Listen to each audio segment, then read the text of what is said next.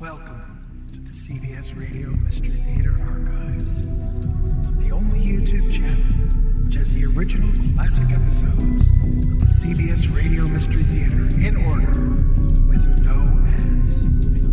Thank you for listening, and now, enjoy the show.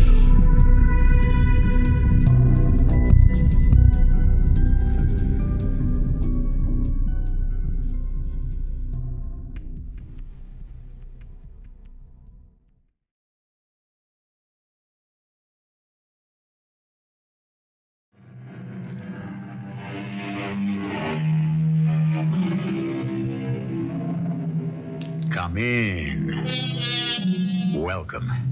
I'm E.G. Marshall. When you come right down to it, there are three mysteries we experience which have much in common.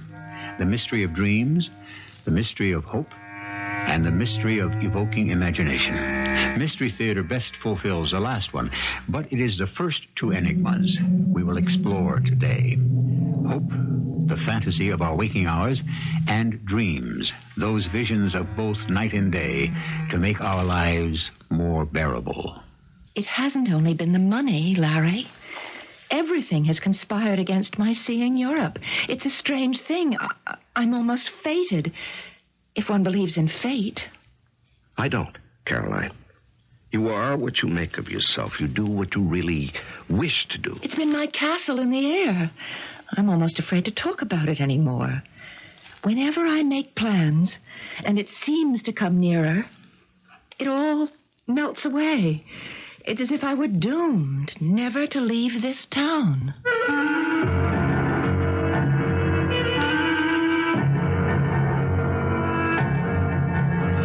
Our mystery drama, Tomorrow is Never, was adapted from a story by Henry James by James Agate, Jr., especially for the Mystery Theater, and stars Marian Seldes and Larry Haines.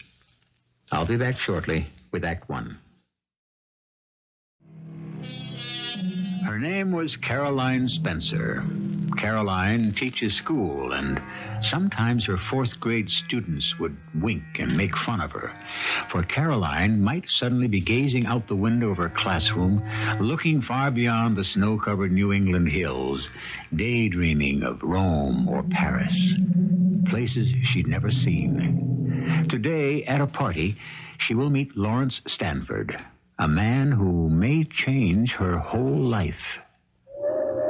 Aunt Peg, thanks for inviting me over. Oh, Lawrence Stanford, don't stand in the doorway. Come in or it'll be snowing in my hall. All right, first let me thaw out.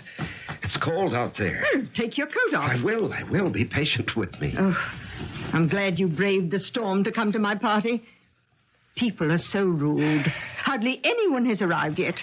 You'd think they'd have the decency to let me know. Oh, Aunt Peg, are you being fair? The drifts are 3 feet high. Not everyone is used to climbing the Alps like I am. Vermont is nothing compared to that. Well, so it's snowy. You'd think they'd find some other means of letting me know. I see you've brought along your album of photographs, as I asked you to. I am just the person for you who will be fascinated. Oh, I don't mind showing my pictures in the slightest.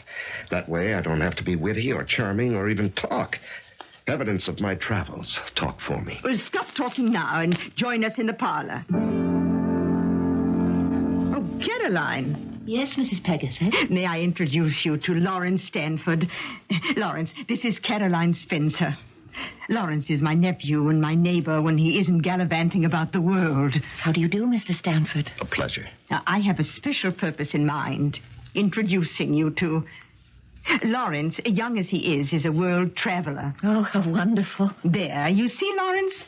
Here is a young lady to whom traveling is the ne plus ultra. Well, as Paganini said to the King of Prussia only yesterday, I just happened to bring my violin. Oh, stop fooling, Lawrence.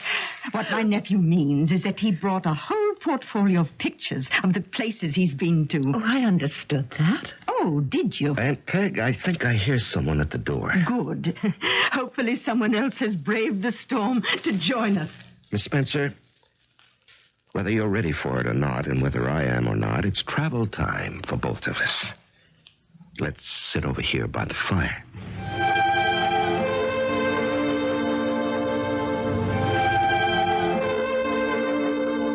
Now, On this page, some pictures I took in Switzerland. You sure I'm not boring you? We've already been through half my photographs. Oh, no, not a bit. I'm quite fascinated. Please go. Oh, that lake is like glass. Have you been on the shore, too? That big building? Oh, that's the castle of Chalon on Lake Geneva. Yes, many times. Chalon. Isn't that where Bonnevard was imprisoned? Byron wrote about it in The Prisoner of Chalon. You're quite right.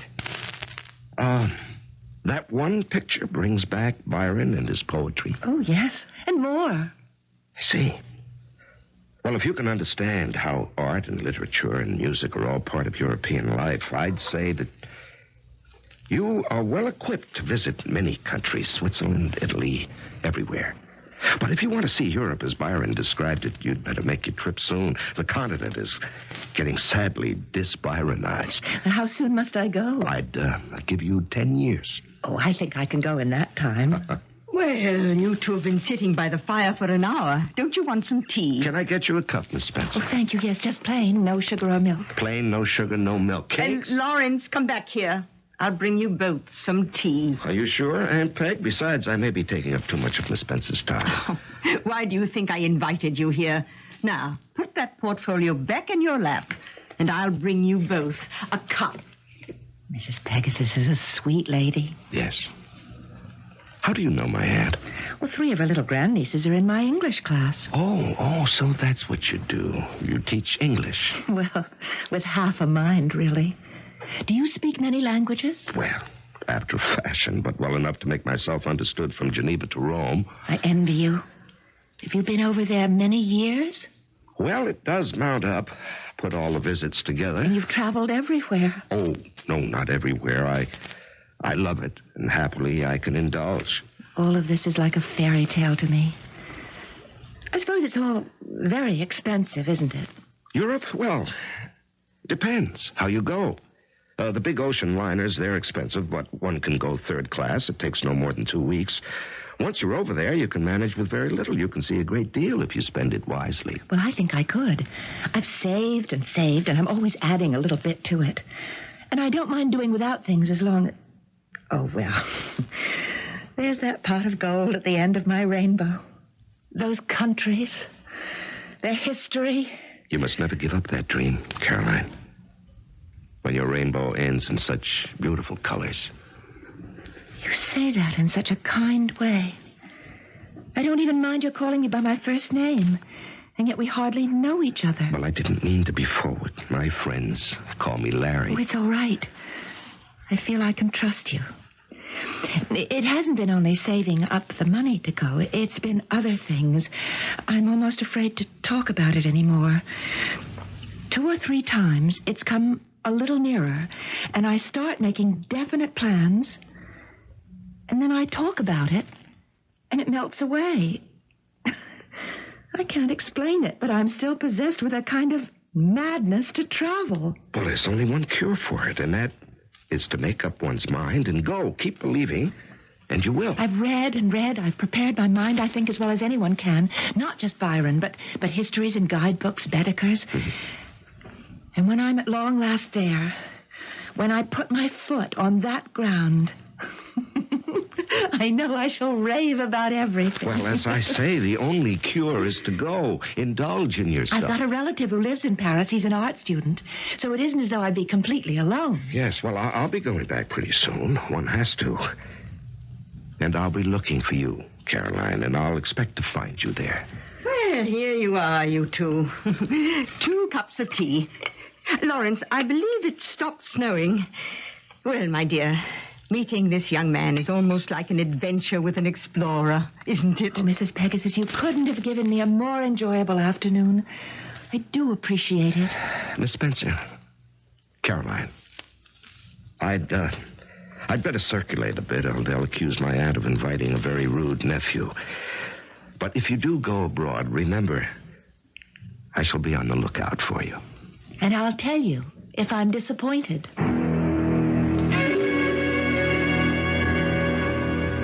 That was how I met Caroline Spencer.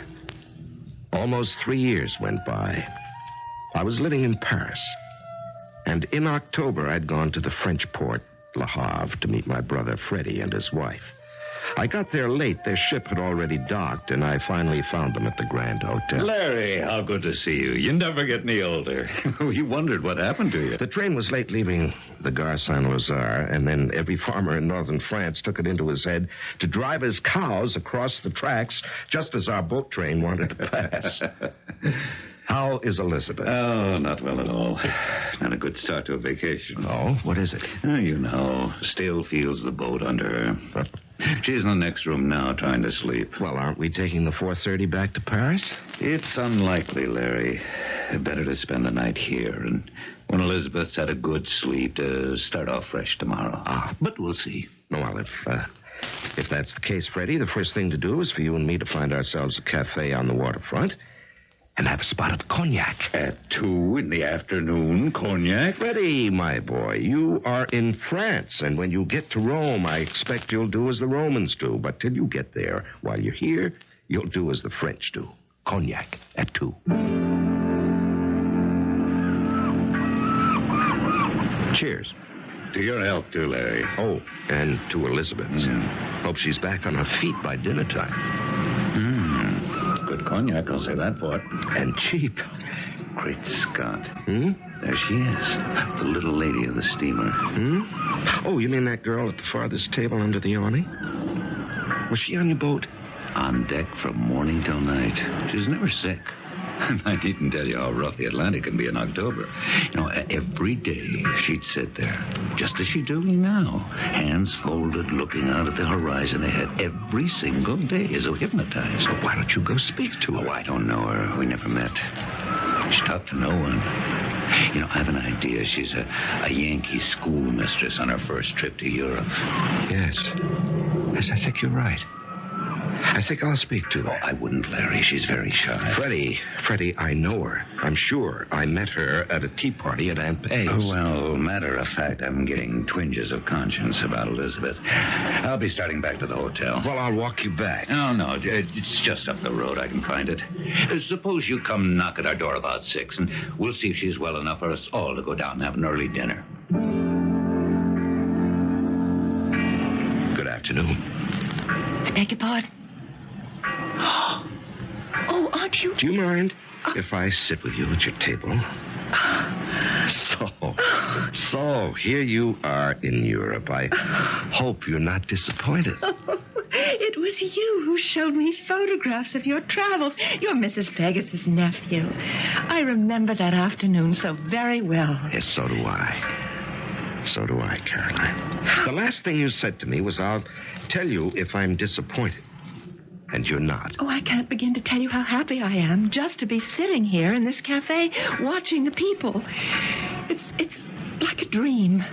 I've been right here for over an hour, and I don't want to move. Well, if you're that enchanted with poor, prosaic Le Havre, you'll have no admiration left for better things. There are so many more beautiful places just waiting for you. And why are you still in Le Havre anyway? Why haven't you gone on to Paris? Oh, it's quite a long story. It's because of my cousin, George. You see, he has all my money. It happens. There seems to be no end of naivete, of trusting people who believe the best of others. Caroline Spencer seems to be one of those, but not so Larry Stanford, who is beginning to feel compassion, if not care and conscience, for this neophyte innocent traveler.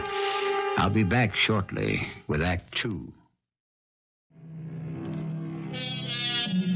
I won't be as brash as that Broadway figure who once said, "There's a sucker born every minute." But when Larry Stanford heard the young schoolteacher had handed over all her savings for a European trip to a mysterious cousin, he was apprehensive. He would have been downright appalled had he been able to overhear Cousin George 2 weeks before Cousin Caroline arrived. There is no other way. But, George, I don't think I can do it. My handwriting is terrible. Bertha, it will be good enough for this. I am supposed to be a French countess? Oh, if anyone can understand my handwriting, they would never believe it. I tell you, Bertha, it doesn't matter. She won't know the difference. Now, I've given you some nice, clean paper. There is the ink. Take up the pen and we'll begin. But, George, chérie, why am I writing this letter? If your cousin, this Mademoiselle Caroline from America, arrives at Le Havre in 2 weeks, why write her a letter? She won't receive it before her departure. Because, ma petite, I shall go to meet the ship when it arrives. And when I think the moment is right, I will give it to her to read. Now, write. Chère mademoiselle, I appeal to you as one woman to another. Woman to another. New sentence. Your wonderful cousin George. Oh, you don't think much of yourself, do you? Bertha, will you stop this nonsense and write what I tell you? Look, I don't know whether my cousin is rich or not, whatever. She's certainly better off than we are. All I'm asking is to borrow some money until my chef-d'oeuvre, my big painting, is completed. Now, does that satisfy you? Then why this, I appeal from one woman to another?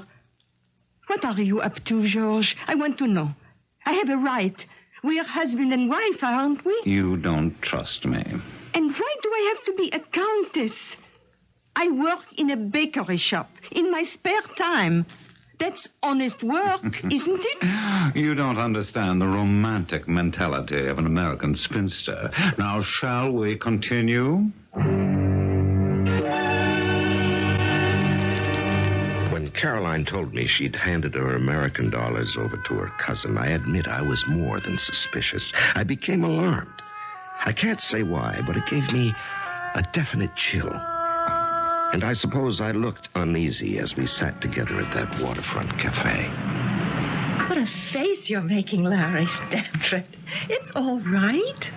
I hope so, Caroline. Then stop frowning. No, I'm wincing at the thought that half an hour after you land in Europe, your funds should have passed into someone else's hands. Is this cousin... George? George. Is he going to travel with you? Only as far as Paris. He's an art student. Yes, you told me that. He was an art student 3 years ago. I've always thought that so splendid. I wrote to him when I was sailing, but I never expected him to come all the way here to Le Havre. I mean, that's very kind of him, don't you think? He's very kind and very bright. Yes. But you say he has your money. Where did he go? Just to the bank to change some of my dollars. He said I should wait for him here. I haven't minded it a bit. I see. And when Cousin George returns, are you going to Paris? Well, George thinks I should stay here for a few days. Here? Poor man. Why do you say that? Well, something's troubling him. He said when he came back with my French money, he'd have something important to tell me, and that we shouldn't really decide anything until he's told it to me. Ah, I thought so. He's been so thoughtful, so how can I not listen to him? Caroline, you did not come all this distance to listen to troubles, but to go to new places. Oh, I will. I have it all planned. That's him. Is he coming back? The tall one? Yeah, the one with the swagger stick and the red hair. And the velvet jacket. Don't you just love the velvet jacket? And the slouch hat. That's my cousin. I told you we'd be along. George, over here. How do you do? I'm Lawrence Stanford. I'm an old friend of Caroline's. Hello. Oh, you were on the ship with her. Don't stand there, George. Sit down. He's got my chair. Well, fetch another one, silly. Larry, please stay.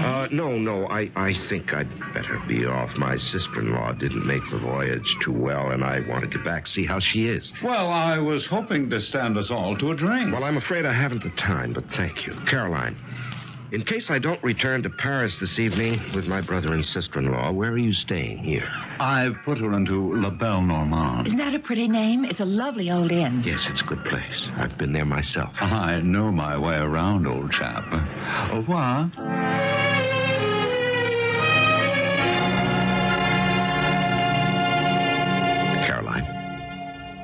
Caroline, it's Larry. May I sit here? Oh, yes. You may if you wish.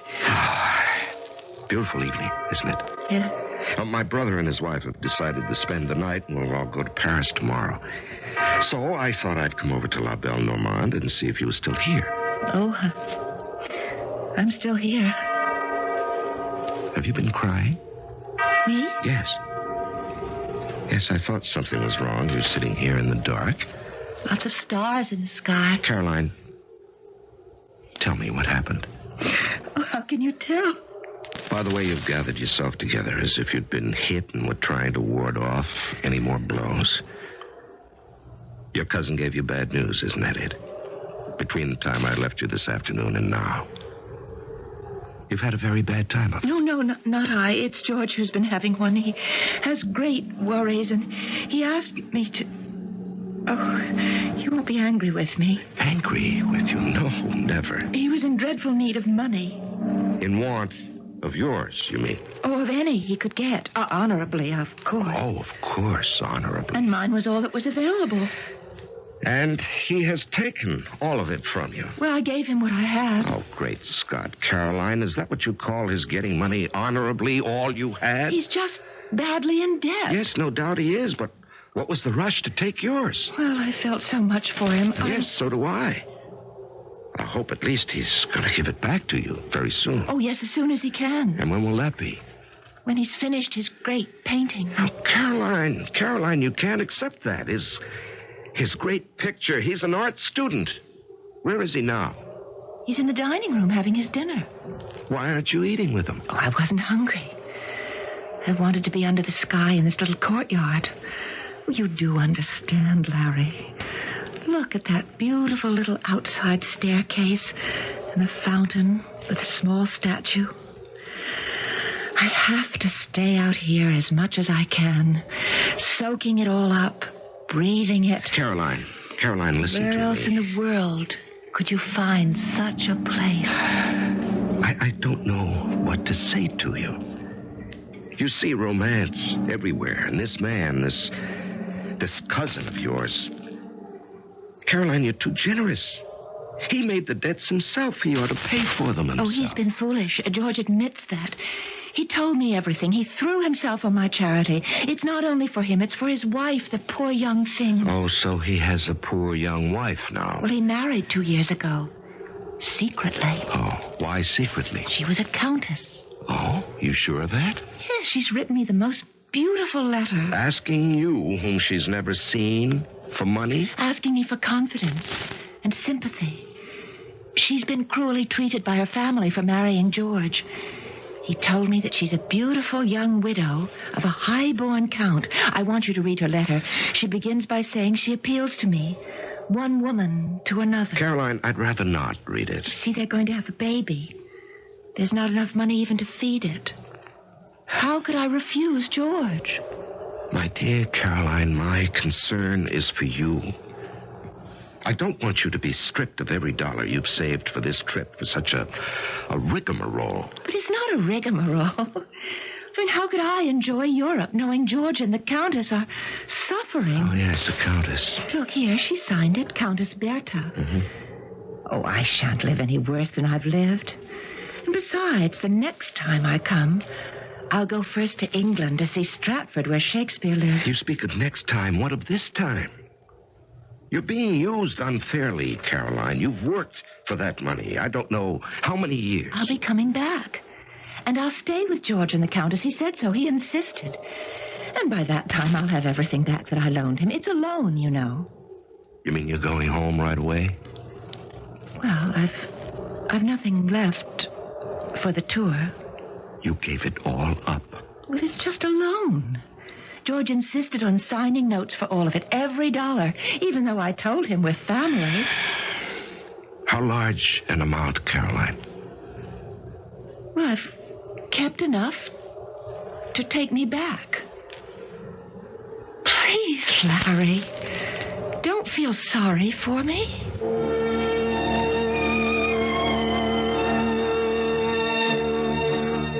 Fred, it's absolutely unbelievable. This so-called art student has taken that poor teacher for every dime she brought with her to see Paris, Marseille, Florence, Rome. It's pathetic. A trip she's had her heart set on for years. Now, this man has shattered her dream and made her feel sorry for him in the bargain. He's made her believe he was doing her a favor by accepting her savings. I tell you, I'm so angry, I don't know what to do. By the way, how's Elizabeth? No, better. Yeah. After a good night's sleep, she'll be able to start for Paris tomorrow. Fred, I wish you could see this character. He wears a slouch hat, a black velvet jacket. Velvet, mind you, like a caricature of a Degas or Cézanne.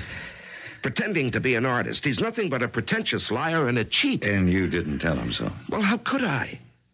The poor girl is enchanted with this faker. Well, let her keep her illusions. It's all she has left. And I'm not the one to break them. What train shall we catch tomorrow? Oh, by the way, Elizabeth said to thank you, Larry. We've already taken up so much of your time. Freddie, if I hadn't come down to Le Havre to meet you both, this whole episode with the poor little school teacher... Oh, it's so tragic. I wouldn't have known about that. Larry, have you thought maybe you should do more than complain? You're right. You're right, Fred. Tomorrow morning, I'll go to where she's staying and make her accept a loan from me, just so she can do a tour. After all, we're related in a way. Aunt Peg introduced us. Of all the times in my life to have overslept, this time was unforgivable. Not that our train for Paris was to leave till noon, but what were Carolyn Spencer's plans? As I dashed through the crooked streets to La Belle Normande, one sound echoed my worst fears. Looking for my cousin, are you? Yes. Good morning, George. Is Caroline up yet? Oh, yes, she's up all right. Nice little courtyard this, don't you think? Has she had a breakfast? Oh, yes, we shared a few croissants and coffee. Sat right here. Oh, nice, mellow old place, don't you think? George, we can talk about all that later, all right? Where is your cousin now? Oh, didn't I tell you? She went to the boat about 7 this morning. I helped her with her suitcase, took Carolyn right up the gangplank. She's on board. You might be able to wave to her. If you go up the street, you'll see the ship pulling away. I was too late. I turned away, conscious of the tears starting up in my eyes. That poor, poor woman. The end of her rainbow had been some 19 hours in Europe. Describing his own technique, Henry James tells us, make the reader's general vision of evil intense enough, and his own imagination, his own sympathy or horror will supply him with the particulars. Precisely our aims and ambitions here on Mystery Theater. Indeed, were he alive today, what fabulous, spine-tingling dramas could Henry James have written for us? I shall return shortly with Act 3. The anguish we suffer at time present lessens with time passing. So it was with Larry Stanford. For a long time, he did not forgive himself for having literally missed the boat and allowing circumstances to take over Caroline Spencer's life. But months went by, then years. I'm not saying he forgave himself, but he did forget. And then... Suddenly, it all came back to me. 5 years after that dreadful episode at Le Havre, I found myself back home in America. It was spring. Again, I was a guest at one of Aunt Peg's tea parties with the same alderman and his wife, a selectman, a few teachers, but no Caroline. Oh, doesn't my nephew look well? After 5 years' absence from his homeland? One hears all sorts of things about Americans abroad. The weather is disagreeable, the food unpleasant. Not the food, Aunt Peg. It couldn't be better. Well, while you're in this house, Lawrence, you'll just have to be satisfied with molasses cookies, angel cake, and my own Boston tea. Oh, I'm not criticizing things at home. Far from it. I hate to hear Americans who come to Europe and run down their own country. I didn't think you remained long enough in one place to meet many Americans, Lawrence. Which reminds me, does that little Miss Spencer still teach school hereabouts? Caroline Spencer? Indeed she does. You'll find her quite changed, poor dear. She hasn't really been very sprightly since her visitor arrived. What visitor? Well, Why don't you run along and see for yourself? She's had a visitor for long? Oh, longer than she expected. No question about that. Frankly, Lawrence, I think it's an imposition. She's quite a changed person now. Lives most abominably, and all to accommodate her visitor. Looks 10 years older than she should. A great pity.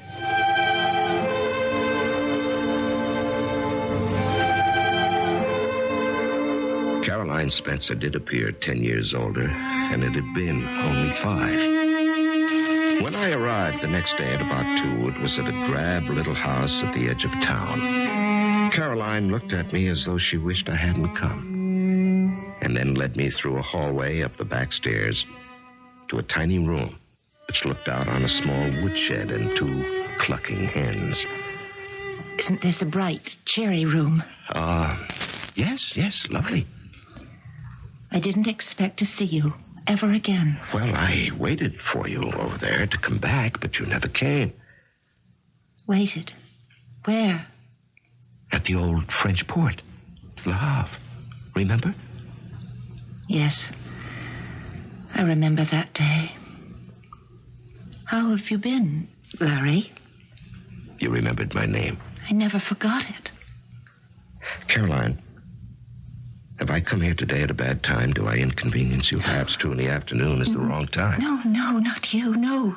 Well, again, you're in distress. What have I said? Oh. Please, Caroline, take your hands away from your face. It's because you remind me. Remind you?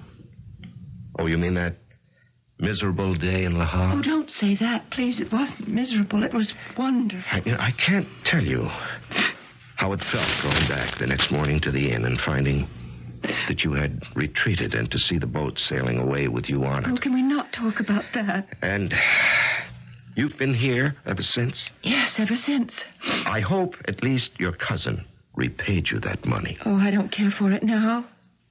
You don't care for your money? For going to Europe anymore. It's all over. Everything's different. I never think of it. The scoundrel never repaid you. Please, don't. Oh, pardon, ma chère. I didn't know you had company. The gentleman came in so quietly. We didn't wish to disturb you in the garden. I know how much you like your afternoon nap. Oh, I have only interrupted to speak of my café.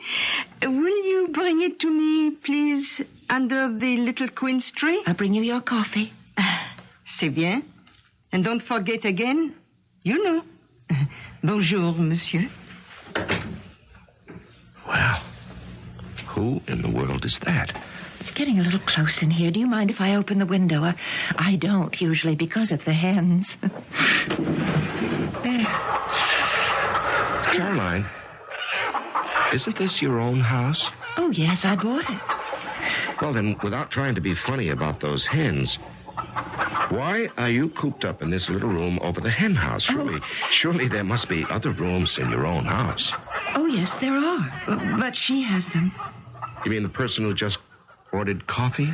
That is la comtesse, as they call her in France. My cousine. I told you about her that day, the letter she wrote me, remember? Oh, Cousin George's wife. Yes, disowned by her own family for marrying George. Uh-huh. And where is he? George is dead. Oh, I'm sorry. And what happened to your money? I don't know. And wasn't there supposed to be a baby? Oh, she never talks about it. I see. So on her husband's death, she came over here to live with you. Yes, she just arrived one day for a visit. How long ago? 2 years and 4 months. She's been here ever since? Ever since. Will you excuse me? I'd better go and get the Countess's coffee. There's no one else to do it? No one but me. I do it every day at this time. Oh, you go out into the garden. Talk French to her, would you? Please, Larry. And I'll bring the coffee along. Well, can't she wait on herself? Well, she isn't used to manual labor. I see. And you are. Hand and foot, no doubt. Her family is of the oldest Provençal nobility. Oh, sure. I could see it written all over her. Now, please, Larry, don't spoil everything. Go outside. I'll be there in 10 minutes.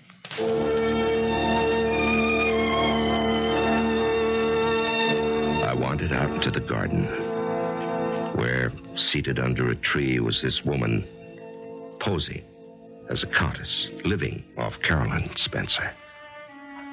As I walked across the grass toward her, I knew in an instant all about her.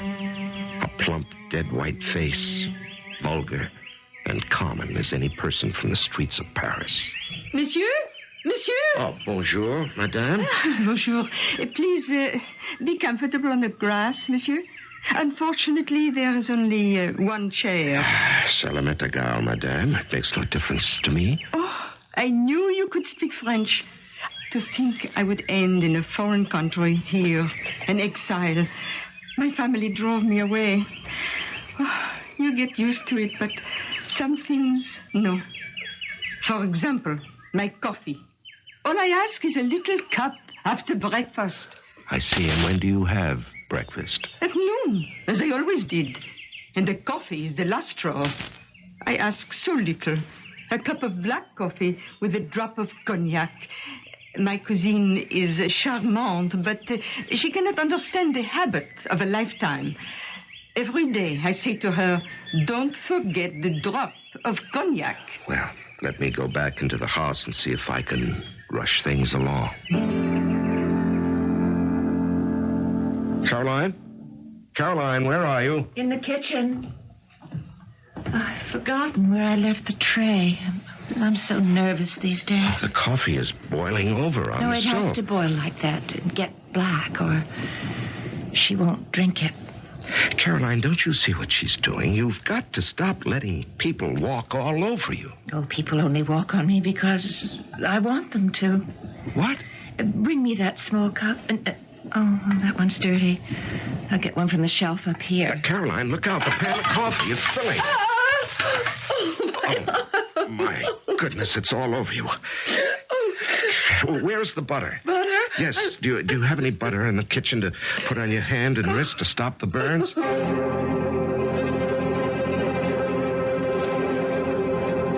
don't think I can go on much more. It's too much for me. My strength is all left me. I don't know what to do next with my life. Caroline, what do you want to do? I don't care anymore. That's it. If only I could start my life over. I'm afraid no one can do that. I think you're the only person I've ever known, Larry, who didn't cheat me somehow. Even Cousin George? Oh, I suspected he wasn't what he made himself out to be, but I thought it was wicked to be suspicious. And his wife? She doesn't seem to behave like someone of noble birth, does she? Perhaps I just don't know Europeans, but, well, she's all I've got now. What else is there left for me? I've been cheated and made use of. My life is absolutely worthless. Is that what you tell your little students? Caroline, why must life be worthless? Why do you let people walk all over you? Are you afraid of life? Afraid? Why all this make-believe? Making yourself believe that by taking care of this vulgar, pretentious creature who happened to marry your cousin George, that this is Europe. That with her in the house, sipping your coffee, you're in a cafe at Le Havre. It's no such thing. Now, why do you fool yourself like this, Caroline? Life hasn't cheated you. You've cheated yourself. Is that what I'm doing? You, of all people, an intelligent, sensitive, educated woman. Caroline, get on. Get on with your own life. Live it. Not vicariously. Experience it firsthand. Oh, I'm so ashamed, Larry. You should be. Now, you must make that trip. And more than one. You owe it not only to yourself, but to all the little ones in your classes. Just think what you could tell them, what you've seen with your own eyes. How's your hand? I feel much better. Good. Then you cook up some more black coffee, and I'll go out and tell the widow George it's on the way. Monsieur, whatever has happened to that wretched girl and my coffee? There was a slight accident in the kitchen. Miss Spencer burned her hand. Oh, no wonder. Clumsy little fool. Oh, ma chère belle. My morning coffee. Hold the tray near to me, ma petite. I do hate reaching for things, you know. Ah, it smells delicious. Now, to taste. No.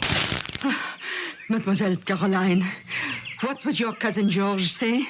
You have again forgotten in my coffee a drop of cognac. I didn't forget, Berta.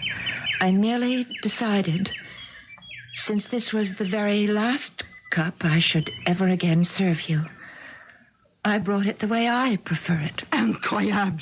What? You see, Berta, I have several plans for myself, and they do not include you. Right now, Mr. Stamford and I are taking a ride into town, a pleasant airing. We are? Decidedly. And when I return, Berta, it will be to pick up your luggage and yourself and take you to the train. But, ma chérie, where should I go? The train goes to Boston, and from there you may take the boat back to your beloved Paris. Au revoir. Goodbye, Berta.